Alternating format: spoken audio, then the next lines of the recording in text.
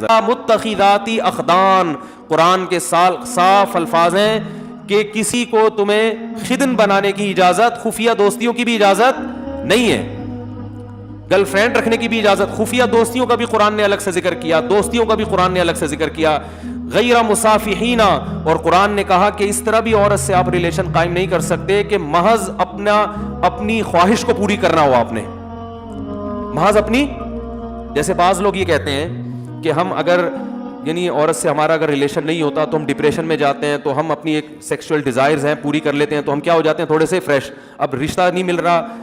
ہمیں، جو نکاح کے لیے جو ہے کوئی عورت کا انتظام نہیں ہو رہا، مہنگائی بہت ہے، خرچے بہت ہیں، ابا نہیں مان رہے، اماں نہیں مان رہی، یہ نہیں ہو رہا، وہ نہیں ہو رہا، تو اب جو ہے نا ہم اپنی ایک دماغ کو ریلیکس کرنے کے لیے وقتی طور پر کانٹیکٹ کر رہے ہیں، تو غیر مصافحین اللہ نے فرمایا تمہیں اس کی بھی اجازت، آپ غیر مصافحین کا ترجمہ تا کے دیکھ لیں، صفاح کہتے ہیں پانی بہانے کو، یعنی صرف اپنی ایک ڈیزائرز پوری کرنا، اس کے لیے بھی آپ یہ بھی الاؤ نہیں ہے، تو ایک ہی راستہ بچا ہے آپ کے پاس، وہ کیا ہے؟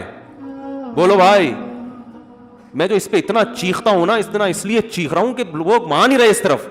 کلچر تباہ ہو رہا ہے، تو صرف ایک راستہ اللہ نے رکھا ہے نکاح کا، اس میں پھر بے شک آپ کی نیت خواہش پوری کرنے کی ہو، لیکن بیوی بنا کے اگر خواہش پوری کرنے کی نیت سے بھی کسی سے نکاح کریں گے تو چونکہ اس کے حقوق آپ کے ذمہ لازم ہوں گے، آپ نے حقوق ادا کرنے ہیں، تو اس میں اگر آپ کی نیت عیاشی بھی ہے تو وہ برا عمل، بولو بھائی، نہیں ہے۔ یہ میں اس لیے کہہ رہا ہوں کہ لوگ اس میں بھی اللہ کی حدود سے تجاوز کرتے ہیں، بعض تو ایسے ہو گئے ہیں لبرلزم کی انتہا کو، لبرل پنے کی انتہا کو پہنچے ہوئے ہیں، انہوں نے بھائی ہماری مجبوری ہے اور گرل فرینڈ نہیں ہوگی تو ہم ڈپریشن میں جاتے ہیں اور یہ ہو جاتا ہے وہ ہو جاتا ہے تو مجبوری ہے، اور بعض نے پھر وہ جو آج کل ایک نیا فتویٰ چل رہا ہے یوٹیوب پہ جو ہے نا اپنے ہاتھ سے اپنی خواہش پوری کرنے کی بھی بعض لوگ گنجائش دے رہے ہیں، تو یہ تمام راستے اللہ نے میرے بھائی کیا کر دیے ہیں؟ بند۔ آپ کے پاس اللہ نے صرف ایک راستہ چھوڑا ہے، وہ کیا ہے؟ نکاح۔ تو اب ایک طرف غلو تو یہ ہے کہ حرام چیزوں کی اجازت، دوسرا غلو یہ ہے کہ حلال میں بھی لوگوں نے کچھ اپنی طرف سے قیدیں لگا دی ہیں۔ مثال کے طور پر ایک آدمی اگر شادی کر رہا ہے، وہ صرف اس لیے شادی کر رہا ہے کہ یار میں ایک حلال لذت سے فائدہ اٹھانا چاہتا ہوں۔ بعض دفعہ انسان کسی لڑکی کے حسن و جمال سے متاثر ہو کے شادی کرتا ہے، خوبصورت ہے وہ، تو اس پہ بھی اسلام میں کوئی پابندی، بولتے کیوں نہیں بھائی؟ نہیں ہے، کوئی پابندی نہیں ہے۔ ہاں ہم ترغیب دیتے ہیں بیوہ سے کرو اور طلاق یافتہ سے کرو، وہ ٹھیک ہے، ترغیب کی حد تک تو بہت کچھ ہے، لیکن جائز یہ بھی ہے کیونکہ زنا نہیں کر رہا وہ، اور دوسری بات یہ کہ وہ عیاشی کی نیت سے بھی اگر کر رہا ہے تو یہ عیاشی ایسی ہے جو عیاشی برائے عیاشی نہیں ہے، اس لیے کہ جس سے بھی آپ نکاح کرو گے چاہے خوبصورتی کی بیس پہ کر رہے ہو، جب بیوی بنے گی تو 10 ذمہ داریاں آپ کے اوپر، بولتے کیوں نہیں بھائی، آ جائیں گی، تو یہ عیاشی اپنے خرچے پہ ہو رہی ہے، لہذا اس پر کسی کو انگلی اٹھانے کی اجازت نہیں ہے، اپنے خرچے پہ ہو رہی ہے، اپنی ذمہ داری پہ ہو رہی ہے، ٹھیک ہے نا، تو جائز ہے یہ۔ اس لیے علماء نے مسئلہ بیان کیا، 1000 سال پہلے فقہ کی کتابوں میں یہ مسئلہ لکھا ہوا ہے کہ ایک آدمی صرف عیش کی نیت سے بھی اگر شادی کرتا ہے، خوبصورت سے خوبصورت لڑکی تلاش کر کے وہ نکاح کرتا ہے، لیکن اس کا ارادہ ہے کہ میں اس کے حقوق ادا کروں گا، تو ایسے آدمی کو ملامت کرنے والے پر کفر کا خطرہ ہے۔ کفر کا خطرہ اس لیے ہے کہ قرآن مجید میں اللہ نے ارشاد فرمایا الا علی ازواجہم او ما ملکت ایمانہم فانہم غیر ملومین، کہ جو اپنی بیوی سے اپنی خواہشات پوری کرتے ہیں یہ لوگ قابل ملامت نہیں ہے۔ تو جب اللہ نے ایک سرٹیفکیٹ دے دیا، ایک اسٹیمپ لگا دی کہ یہ آدمی حلال طریقے سے جو اپنی خواہش پوری کر رہا ہے یہ قابل ملامت نہیں ہے، تو جب اللہ نے ایک سرٹیفکیٹ آپ کو دے دیا کہ قابل ملامت نہیں ہے، تو آپ کیوں زیادہ صوفی بن کے، فنٹر بن کے زیادہ نیک بننے کی کوشش کر رہے ہو اور آپ اس کو ملامت کر رہے ہو؟ بات آ رہی ہے سمجھ میں؟ تو یہ 1 میں بھی ہے، 2 میں بھی، 3 میں بھی، 4 میں، معذرت کے ساتھ وہ ٹاپک آ گیا، لیکن کیا کریں، اگر کوئی دوسری اس نیت سے کر رہا ہے، بھائی وہ اس نیت سے کر رہا ہے یار میرے پاس وسائل ہیں، میرے پاس اسباب ہیں، میری ایک بیوی ہے لیکن میں چاہتا ہوں ایسی 2-3 اور ہونی چاہیے،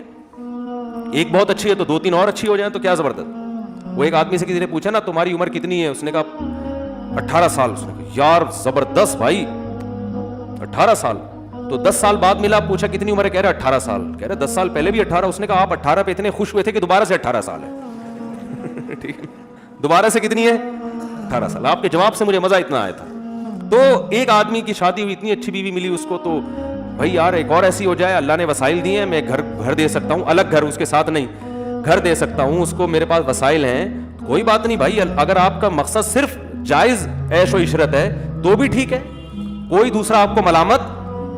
اسلام نے اس کو لیگل قرار دیا, کیونکہ وجہ اس کی ہے کہ اس بہانے کسی عورت کو ٹھکانہ تو مل رہا ہے نا, اس کو ایک عدد میاں بھی تو مل رہا ہے, اس کی بھی تو حلال خواہش پوری ہو رہی ہے, اور دوسرا اس کو کفالت مل رہی ہے, اس کی اولاد کو باپ مل رہا ہے, اس کی ہونے والی اولاد کو. تو اتنے سارے اسلام اس کو فائدے عورت کو اس عمل کے ذریعے پہنچاتا ہے, اس لیے اسلام نے اس کی کھلی اجازت دی ہے کہ عیش کی نیت سے بھی کرتے ہو, اس پہ کوئی صوفی پابندی نہیں لگا سکتا. سمجھتے ہو کہ نہیں سمجھتے ہو؟ اس لیے اس میں گھبرایا نہیں کرو. اگر کوئی میرے پاس لوگ آ رہے ہیں گھبرائے بھی ٹانگوں کے ساتھ, یار وہ لڑکی مجھے بہت پسند آ گئی ہے اور میں تو, لوگ کہنے دیں کہ یار تم تو مزے کے لیے شادی کر رہے ہو, تو یار میں تو میرا بھی ضمیر مجھے ملامت کر رہا ہے. میں نے کہا کیوں ملامت کر رہے ہیں بھائی, آپ اپنے پیسوں سے نہاری کھاتے ہو مزے کے لیے, اپنے پیسوں سے انڈے والے برگر کے بجائے زنگر برگر کھا رہے ہو آپ, تو حلال ہے نا. تو ایسے ہی میرے بھائی یہ بھی حلال ہے, لیکن اس میں عورت کو کیا ہے فائدہ ہے. فائدہ یہ ہے کہ جیسے اللہ نے ڈیزائرز آپ میں رکھی ہیں, عورت کے اندر بھی ڈیزائرز رکھی ہیں. آپ میں رکھی اس لیے تاکہ آپ اس کی ڈیزائرز پوری کرو, اور اس کی ڈیزائرز, اس کے ذریعے آپ کی ڈیزائرز پوری ہوں. اگر اس خواہشات پہ آپ قابو پا کے بیٹھ جائیں گے تو صرف آپ کا نقصان نہیں ہے, عورت کا بھی نقصان ہے. اس میں بہت مشکل ہے بات سمجھانا. دیکھو اگر ہم برگر انڈے والا کھانا چھوڑ دیں تو اس برگر والے کا بھی تو نقصان ہے نا اس میں. وہ کہے گا یار تم لوگ مسور کی دال پہ گزارا کر رہے ہو, میرے تو انڈے والے برگر کے کاروبار سارا کیا ہو گیا, ٹھپ ہو گیا نا.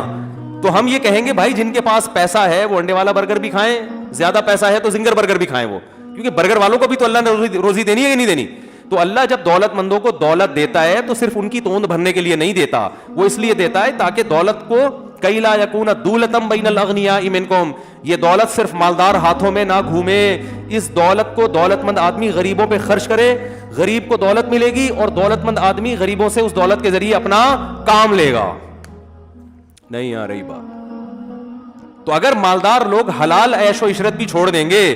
تو اس میں صرف مالداروں کا نقصان نہیں ہے, بلکہ بہت سے لوگوں کے کاروبار کیا ہو جائیں گے. بولتے کیوں نہیں بھائی, بہت سے غریبوں کا بھی بیڑا غرق ہو جائے گا.